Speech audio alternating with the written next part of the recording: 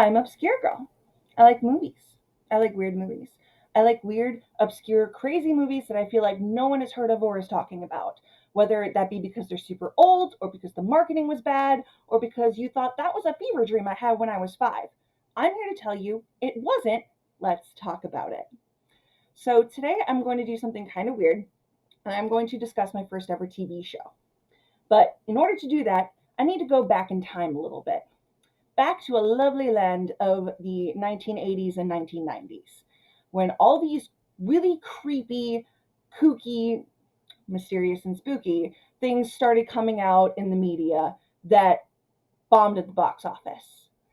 And wasn't until several years later that mostly Disney, but other places as well, started realizing just how marketable this was.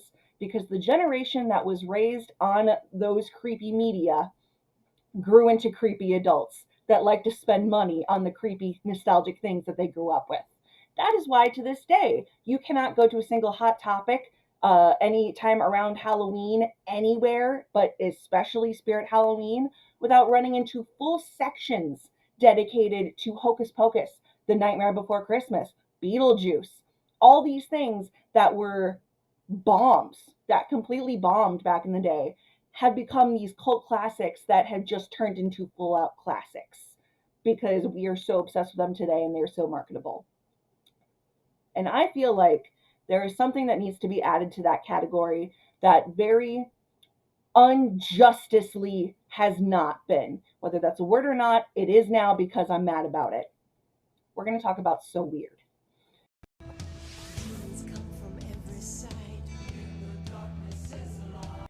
This is the show from 1999, I believe, through 2001. And it was a Disney Channel original TV series that made me who I am today. This show was, it was so much to me. So much of my personality today comes from this show. And that's because a lot of who I already was represented in that show more than anything else that I'd ever seen at that point was. It checked off every single box for me. It An Irish girl whose family comes from music. She's obsessed with the supernatural. She has the coolest style, thumb rings, which I'm to this day am obsessed with thumb rings because she would be typing on her laptop with these thumb rings and look so cool doing it. And when I was a kid, I even got like a toy laptop so I could pretend that I was her, even though it just had like math problems and things like that on the computer screen, which was like this big with like a this big kind of laptop. It was the early 2000s, late 90s. But I was completely obsessed and I wanted to be this girl and I wanted to have this life. And the first episode even takes place in Chicago, which is, where I'm from, where my family is from, and my very, very Irish family is from. So this just checked off absolutely everything for me and was the best representation that I had never gotten up until that point. And I just connected with it so deeply and so spiritually, and then it was just gone. And I've never been fully okay with it. And for a long time, everything on Disney was just all happy and peppy. And again, it wasn't until later on that, they realized, oh, hey, this whole like werewolves and vampires and witches stuff is actually pretty marketable and kids really enjoy this stuff. Who knew? We just made it. We didn't know we could make money off of it. So I feel like we need to talk about So Weird because it deserves every bit of attention that Nightmare Before Christmas and Hocus Pocus and all these other 90s spooky media have gotten. And yes, I am that serious about it. Yes, it did have its cheesy moments, but I will flat out say no more than any CW TV show does today. It was definitely ahead of its time, and we're going to talk about it. So, first, we're going to talk about the story. So this is a show about a young girl named Fiona Phillips, Fee, who travels around the world on her mom's tour bus because her mom is a singer who's trying to make a comeback. And everywhere she goes, she stumbles into some sort of supernatural, unexplainable event, which she will then update or look into via her webpage that is called So Weird, which is where the show gets its name. That is the basic synopsis. That's what we're going with. There's so many cool things about the show, though. The vibe itself is it's definitely like, I would say, X Files meets Are You Afraid of the Dark? It's kind of more just like X Files, but for a slightly younger audience. Um, it can have its, like I said, cheesy moments, but like I said, probably no more than any modern CW show. So if that's kind of your vibe, then this is definitely something you can get into. And it has its funny moments. One character in particular is definitely hilarious. And but the other thing I really want to get into is it has some genuine heartfelt moments in it. Like rewatching just so I can have it fresh in my head to review it, I probably cried in like 3 or 4 different episodes. And again, growing up and everything, having a different viewpoint of the show, having lost a parent myself now, like Fee lost her dad when she was 4, and that's a big, big point of the show, is her kind of dealing with her grief. And slowly but surely, as the show goes on, finding out that actually her dad's death was not of natural causes, and things going on and on to make her realize more and more that, first of all, she comes from a line of witches, but her dad kind of was also into the supernatural and maybe found out more than he should have, and therefore his death was not something that was supposed to happen.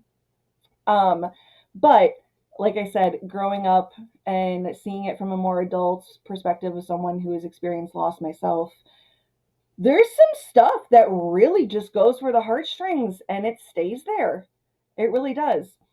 And this show has some actually pretty creepy and scary moments in it. Like genuine some creepy stuff. Like yeah, there's some episodes where, the cryptids, the things that she sees are more of the silly hokey nature, but sometimes it's genuinely like, okay, like there were some actual jump scares even that got me. So this show, do not underestimate it. It is a 90s kid show, yes, on Disney Channel, but it deserves better. It deserves some recognition. It deserves another shot. Let's get into the characters. So, as I said, the main character is Fee Phillips. She is a 14-year-old girl. She's played by Cara DeLiza, who was 15 when she shot this. However, at first you kind of think she might even be younger. In the first episode, her mom kind of talks about her being at a weird age where, she's half into makeup, half into dolls. So you'd think she was more like, 12, 13. But Cara DeLiza was so short. Like, she could play whatever age. Like she could be 21, she could be 12. There's a lot of scenes where you see her with the older boys in most of it, and she is like 2 feet shorter than most of them. There's a bunch of like little kids, and she's about like not even a full head taller than a lot of them. And so, really, it's kind of magic casting because she could have been whatever age they wanted her to be, and it would have worked just fine. But she is very into the supernatural. She's obsessed with her laptop. She doesn't really, have a lot of friends. She travels everywhere on her mom's tour bus anyway, with, mostly boys that are with her too, and they're all into their own thing. So her whole world pretty much wraps around her laptop and the things that she sees along the way. And she's just very into reading about the supernatural and studying into it. Sci fi, fantasy, whatever.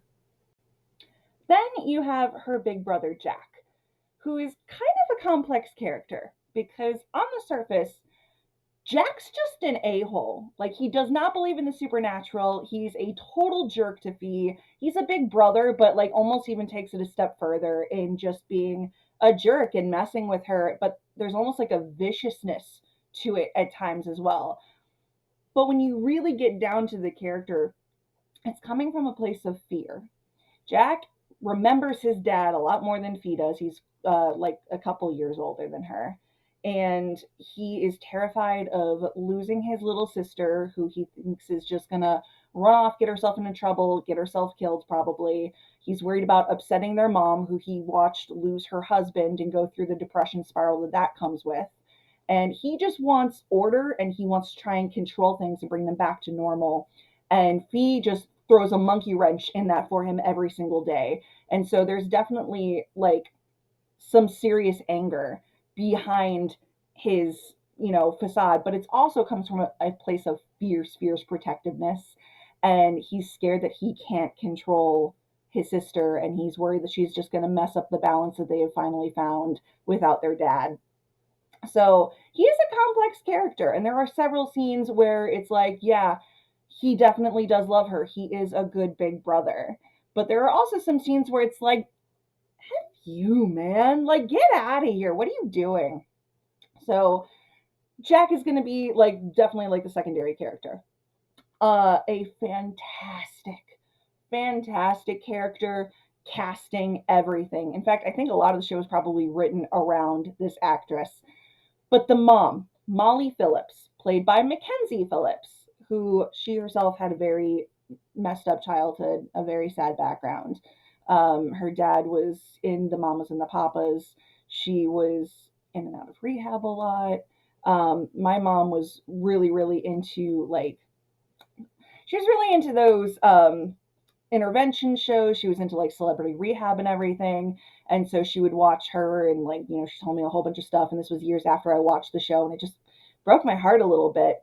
But it also kind of shone a light into why and how she acted the way she did in a lot of this, and how like this show might have actually been kind of therapeutic for her in a way. At least I like to think so. Maybe it was for me.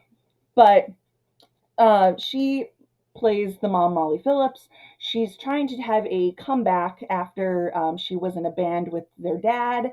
And when he passed away, she tried out advertising for a little bit to make money and to, kind of raise the kids as they were younger. But now that they're older, she's like, you know what? I'm going to do me again. I'm not in the advertising sellout kind of life as she sees it. And my kids can be, homeschooled on the bus, and they're going to get some culture, and we're just going to go on tour. So, also just side note, the tour bus. I did so much research into this for this video about the tour bus, because I'm like thinking about it. This has to be a 4-bedroom tour bus. And I'm like, how many rooms are normally fit into a tour bus? Normally it's like a row of bunk beds, and normally they can sleep like 12, and then like a big central room. But Fee has her own room. The guys have their own room with bunk beds. And then you have to assume that Molly has her own room, and then Ned and Irene, who I'll get into in a second, they probably have their own room as well. So I'm like, that's a 4-bedroom tour bus. And so I looked into so many celebrity tour buses and what they actually look like in the layouts. And I'm like, all right, this is doable, but unlikely. But anyway, and Molly's kind of an interesting parent as well. She makes some interesting choices because she, for the most part, unless it's a safety issue, a lot of the times she lets her kids kind of do what they want. And later, when you get into what her childhood was like and how her dad was definitely more of the controlling type, how she wants to let her kids be themselves and follow their own destiny, make their own choices, which I'm like, okay, that's admirable. That's really cool. And she's like, she understands like they don't have a conventional life. They don't have a dad. They live on the road. There's going to be some unconventional choices made. But she is also very much just like when it comes to safety, like, no, you're not doing that. Or, you're not going this place unless you have at least one of the boys with you, something along those lines. Um, but, and it's really kind of interesting too, because a lot of times she lets their kids do her own thing, definitely more than my mom did. But at other times, she's also very much just like, I'm here when you need me.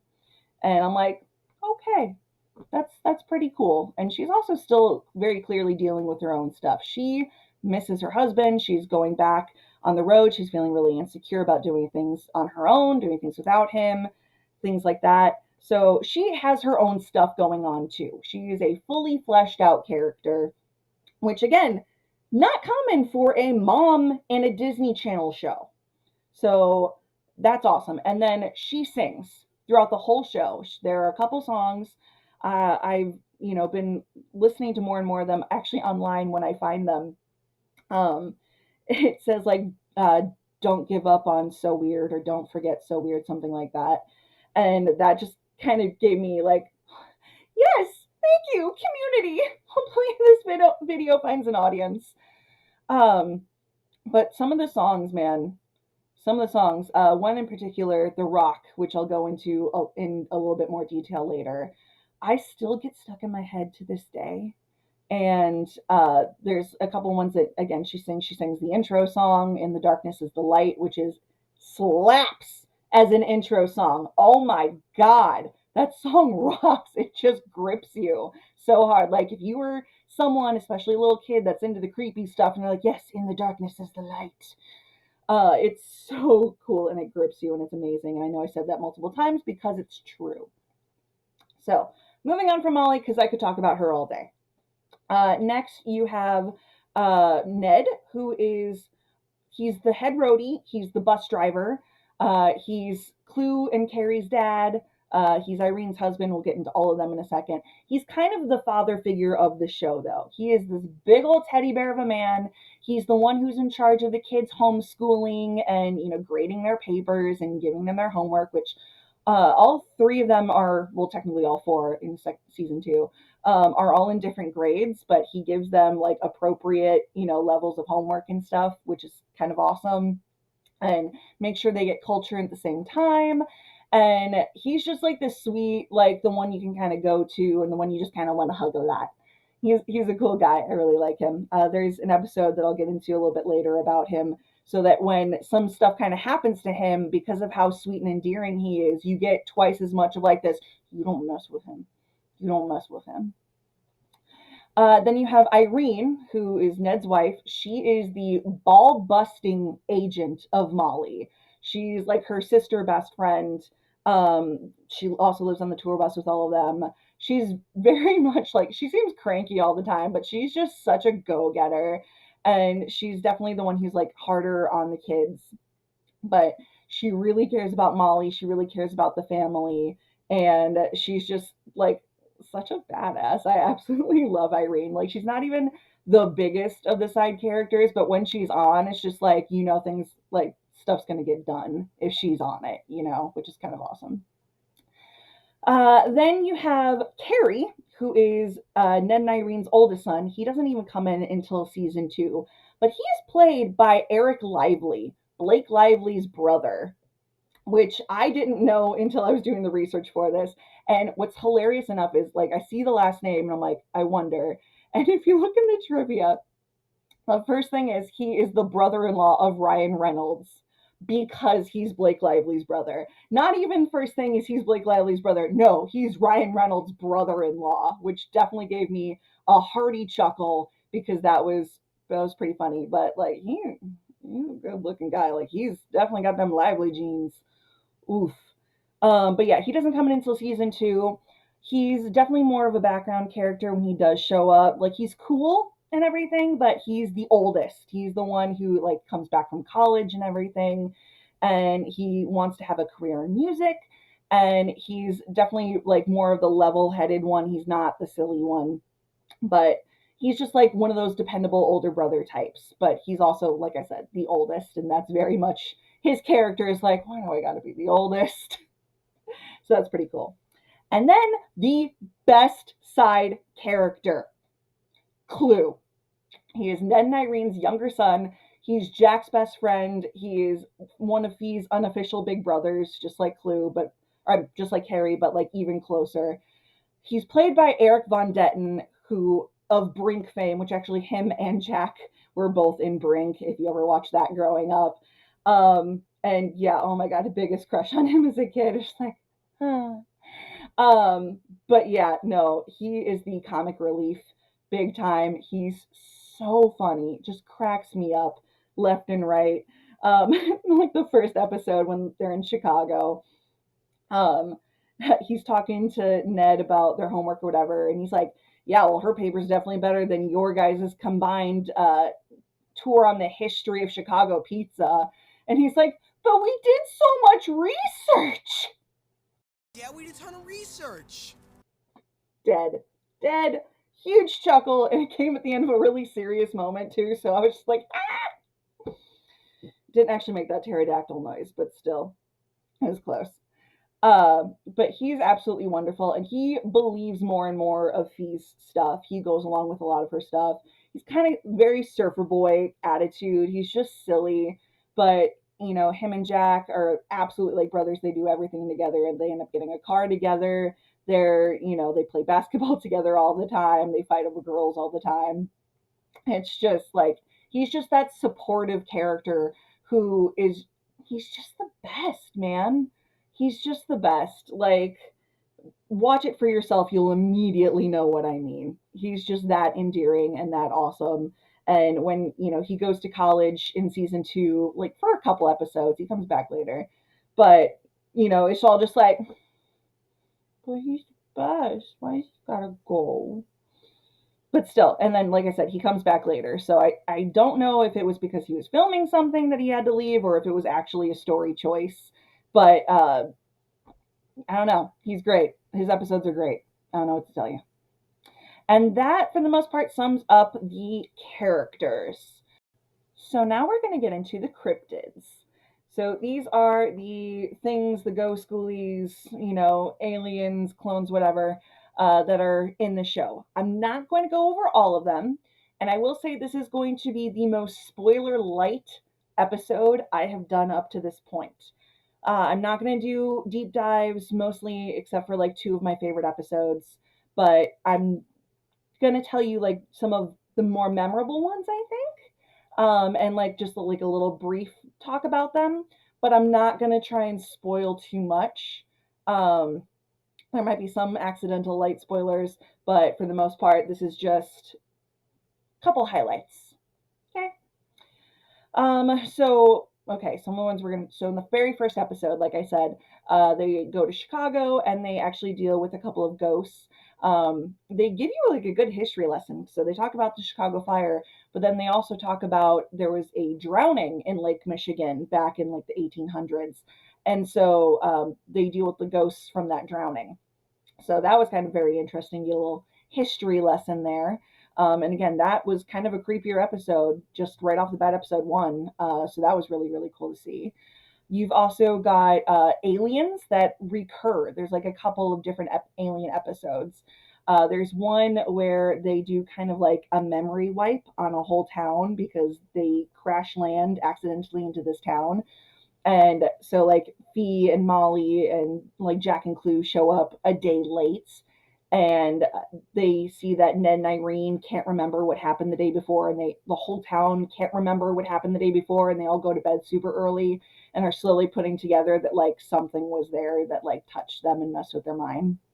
And then in season 2 there's another aliens episode where the the whole town has ESP because there are these crop circles in this wheat yard, and anyone who goes to the local bakery ends up being able to hear the thoughts of people around them.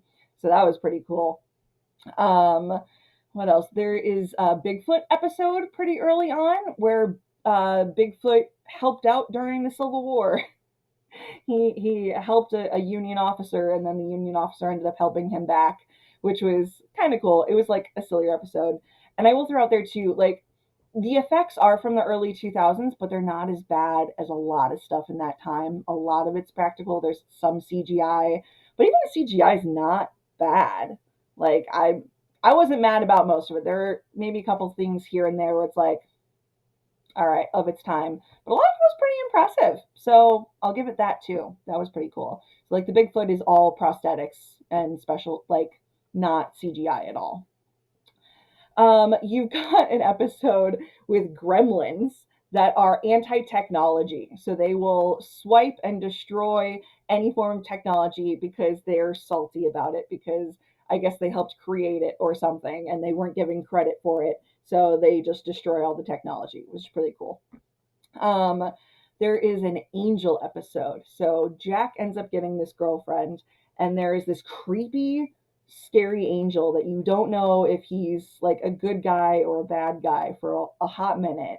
But he ends up like helping Fee to save Jack's new girlfriend, and that's a really kind of sweet episode as well.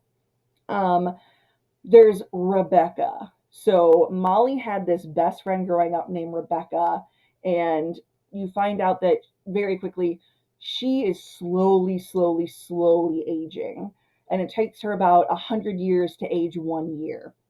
So there's even a really cool song about her that Molly wrote. basically just saying like how much she missed her best friend and how she just disappeared on her basically when she was a teenager, and it's because she's still a teenager. So that was pretty cool. There is a haunted car episode, which I will tell you right now, I thought I had seen Christine for the longest time. Turns out I just saw this episode. It was so weird because Jack and Clue buy a car together that is haunted because it had gotten into a crash and accidentally ended up killing the couple that owned it, and it's just so desperate to actually complete that trip safely that it doesn't care if it accidentally kills whoever's driving it just so I can finally get to the hospital, basically. And I'm realizing more and more these are a little bit more spoilers than I thought they would be, but it's you find it out really fast. It Yeah, it is what it is. But just like I hadn't seen Christine, okay, I had seen Nightmare on Elm Street, but there was also this episode where they are all sharing a nightmare because this nightmare entity is after Clue and Carrie's little cousin. And so they get pulled into his nightmares to try and protect him from the nightmare monster. So I'm like, it's not Freddy Krueger, but you know where this episode came from for sure. And then a really cool thing, Henry Winkler, the Fonz, was a producer on this show, which I find kind of cool too because, the whole thing about Lucille Ball was, the godmother of Star Trek. The Fonz is the grandfather of So Weird, but he shows up in an episode, and it's actually a tribute episode to the traditional Celtic Samhain. So the original idea behind Halloween, where our ancestors and the dead walk the earth again, and so you dress up to try and look like the dead, so they don't try and take you back with them at the end of the night to the spirit world for the next 100 years. And Henry Winkler is in that episode is this really over the top smelly guy, and there's these creepy trick or treaters that show up, and there's a lot of special effects, makeup, and prosthetics in this episode, but it can be kind of creepy at points, but it's mostly just really silly, and Henry Winkler is just so great in it, and I love him. He's so wholesome, man. It's so wholesome. And like I said before, with Ned is like this father figure. He's this teddy bear of a man. So there's an episode where he finds a piece of driftwood from this old pirate ship, which is imbued with the spirit of this evil, like, pirate captain that, used to be on the ship. And so Ned starts turning into like this mean, evil dictator kind of a guy who is just like claustrophobic, and he's got all these issues, and he's alienating all of the kids and like kind of terrorizing them, and he like fires all of the roadies, and the whole time you're just like, you don't mess with Ned. That's not Ned. Someone needs to save Ned. So that was an episode where it's just like but really cool premise as well, how certain things can have memories and even spirits tied to them and can possess people that way. Cool stuff. And then there is an episode with the sweetest werewolf ever. There's an episode where they end up at this bed and breakfast in this sweet little farm town, and the owner of the bed and breakfast's daughter is like this sweet little girl who immediately is obsessed with Fee and sees her as like this cool, like, hero worship big sister kind of character, and she's just so cute and so sweet, and everyone just loves her.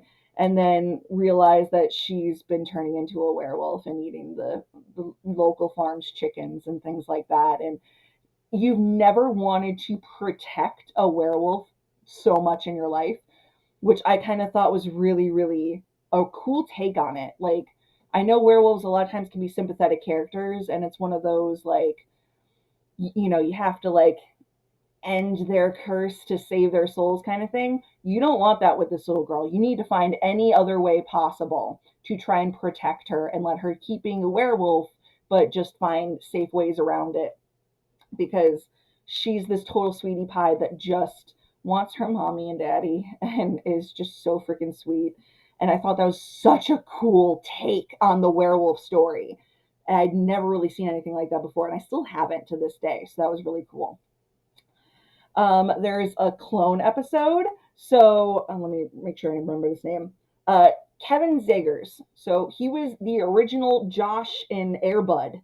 And then he also grew up to be in, like, I saw him in the Jane Austen book club, and mega hottie. Super cute when we were younger as well. But he goes to Fee basically, like, he sees her website, not to talk about Supernatural, because he's this prodigy who's already at 14 is a professor at a college.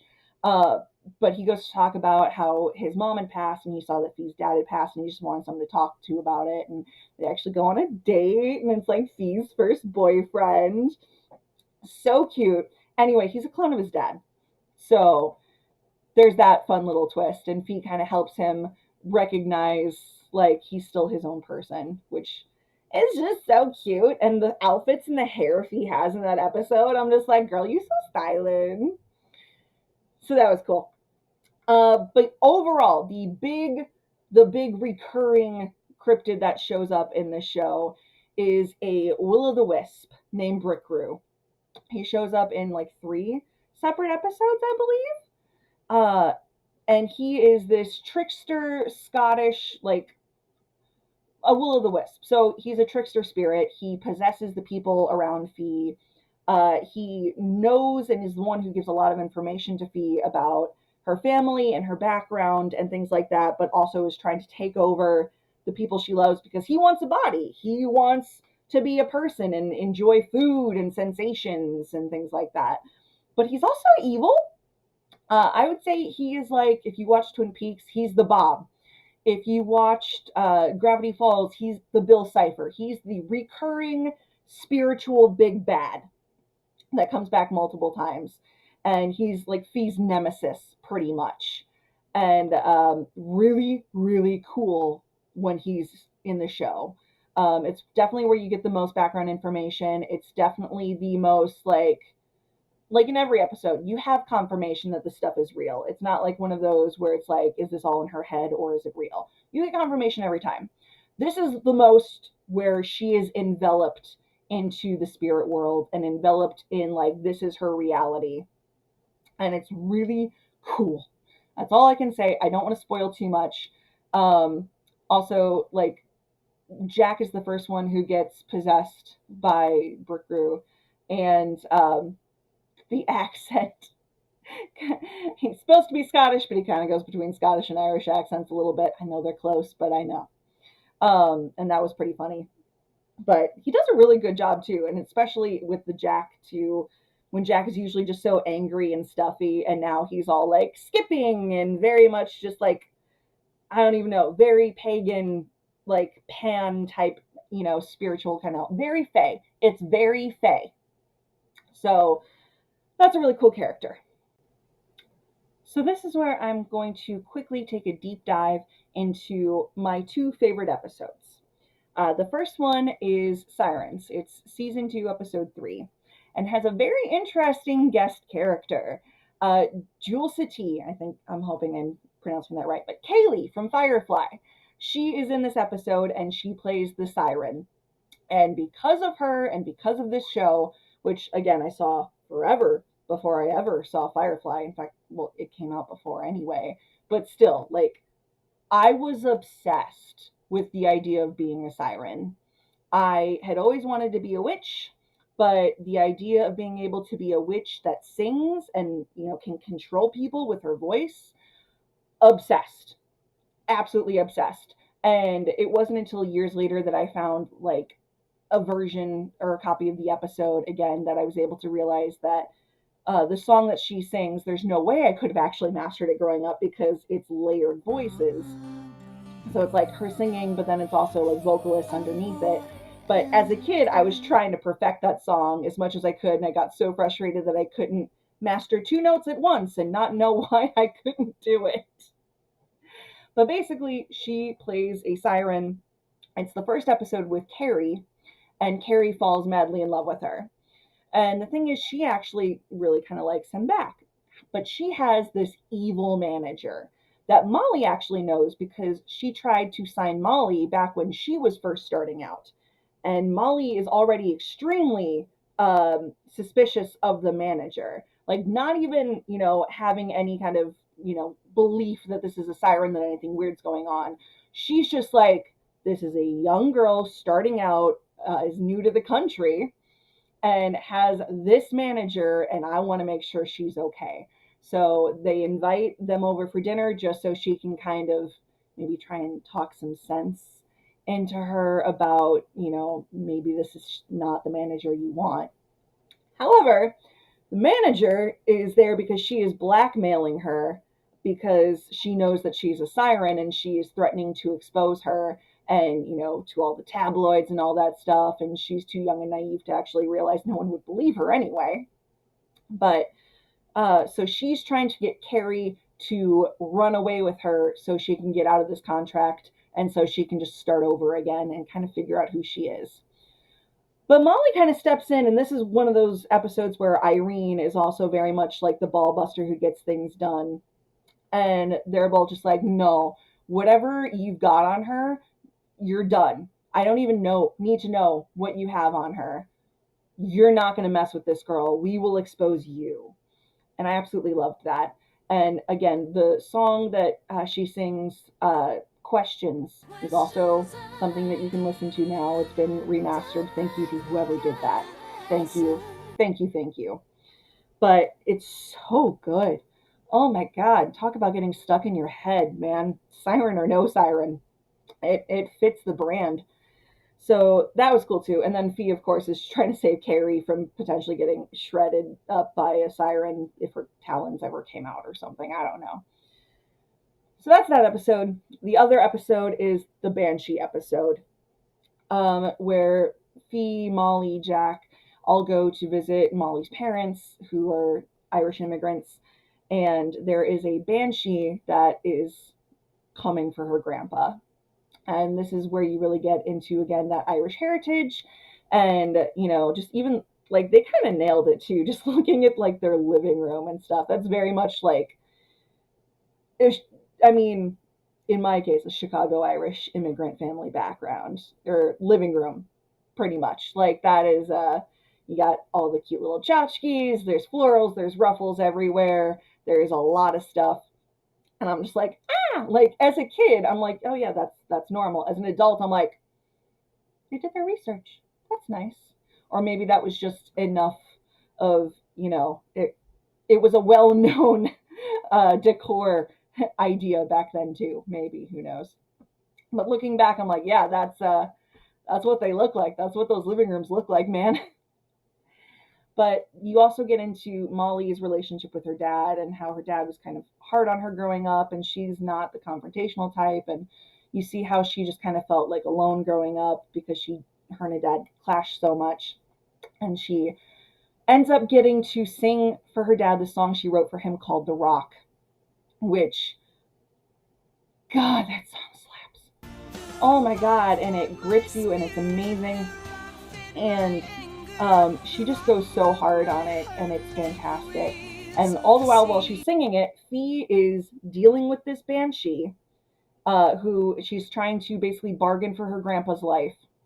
And this is the real episode where she gets this knowledge dropped on her that, like, it's not us that took your dad. And Fee's like, what do you mean? And they just leave it at that. But that's where she first gets confirmation that, like, there's something not normal about how her dad left. And it's just really, really sweet. They did a lot of work on the characters here in this episode.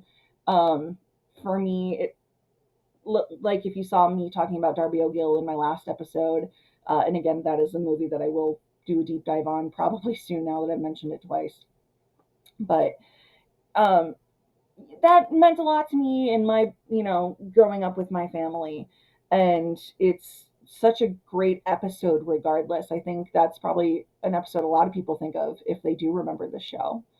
And so if you watch nothing else, like maybe just watch those episodes just to see if you like it or not. I will say the Sirens episode is a little bit cheesier than most at certain points, but the good parts, I think, make up for the cheesy parts. I will say that. And that is with a lot of the show. Like, it can have some cheesy moments, some cheesy dialogue, but then it makes up for it with the content of the rest of the episode.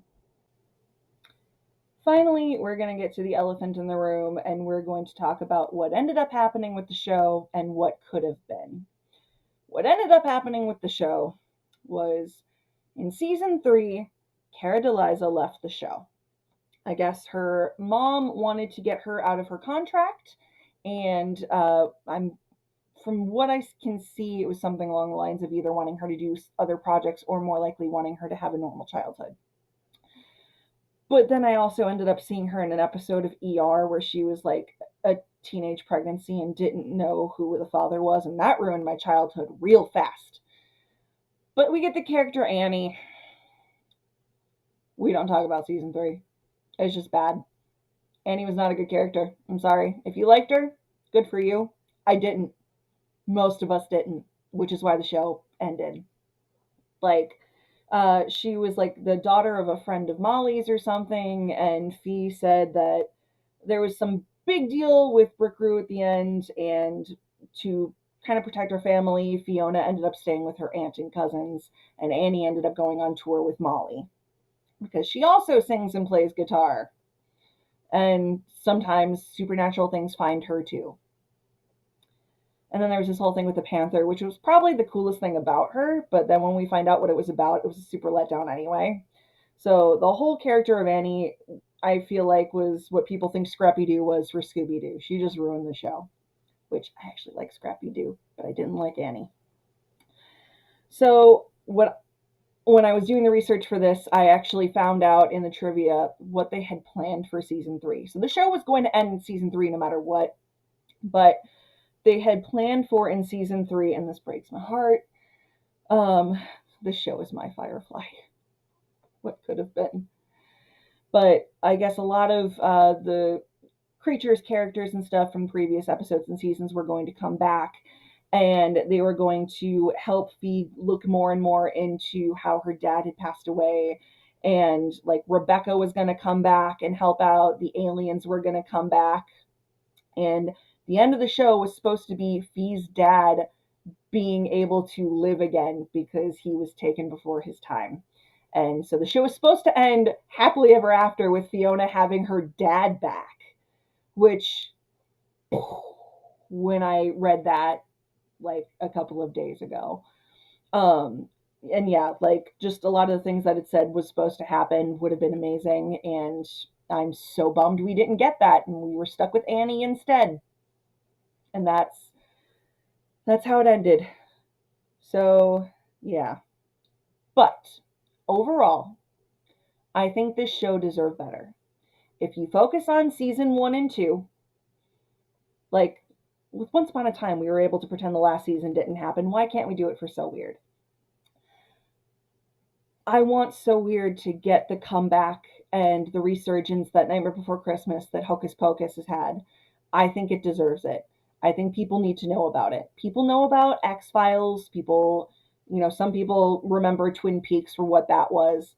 I want So Weird to get the resurgence that I think it desperately deserves. I want people to know the show existed, because anytime I bring it up to anyone, they're like, that kind of sounds familiar, or they're just flat out like, I have no idea what you're talking about. And I hate that. I hate that so much. This show literally made me who I am today, and made me the first thing in my life that made me feel like it was okay to be the weird girl. And so I want more young people to be able to have that as well. And I want more adults to be able to look back on this and realize that it was underrated as well. And I want more people to remember it and talk about it. I think it deserves that. I really, really do. Um, it might be the nostalgia talking, it might be because of what it means to me, but I believe it held up. I really do. And like I said, the cheesy parts are probably no cheesier than you'd see on certain channels today. So I think this show also laid the groundwork a little bit for things like Supernatural or Charmed even. And, well, okay, no, Charmed was around the same time, but for like Supernatural. And I think it deserves more. I really do. So that is my take on So Weird. I really want to hear if you remember it in the comments below. I want to know if you're finding it now and what you think about it in the comments below. And I want to know if you also think that this show deserves the resurgence that I think it deserves. And also just listen to the soundtrack. If nothing else, find the soundtrack online because it is a gem. Just really, really a tribute to, like 90s indie rock, pretty much. Also, let me know if you like me reviewing TV shows and if that's something you want me to continue doing as well. There's a couple I can think of that I might want to, tap into, but this was the main one for sure.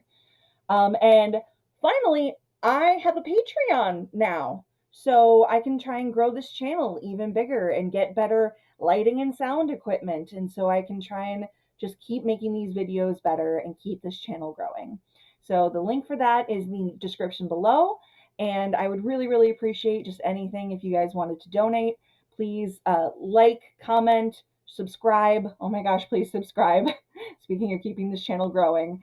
Share out to your friends if there's anyone that you're just like, hey, do you remember this? Comment again, please comment. I want to know what you think about this. I want to know what you think about the show. I want to know what you think about my show. I want to know what you think about me doing TV shows in general. I just want to know your thoughts. Absolutely.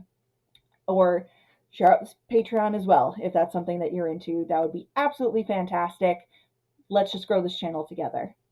I've been Obscure Girl, and the rest is confetti.